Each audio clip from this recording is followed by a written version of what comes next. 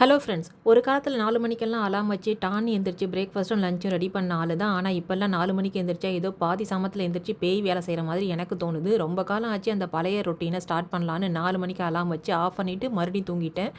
அப்புறம் ஒரு 4:30க்கு எந்திரிச்சு இன்றைக்கி என்னென்ன செஞ்சேன்னு பார்ப்போமா, சமைச்சதை வீடியோ எடுக்கல, முடிச்ச பிறகாவது காமிப்போம் அப்படின்னு தான் இப்போ காமிக்கிறேன். பிரேக்ஃபாஸ்ட்டுக்கு பிரெட் கீ ரோஸ்ட்டும் பேரிக்காய் ஸ்லைஸும் காஃபியும், லஞ்சுக்கு கோல்டு பொன்னி ரைஸில் செய்த சாதம், முருங்கைக்காய் கத்திரிக்காய் கருவாடு போட்டு ஒரு துளி ஆயில் சேர்க்காத கிராமத்து கருவாட்டு குழம்பு, அப்புறம் பாயில்டு எக். அவ்வளோதான் இன்றைய லஞ்சு.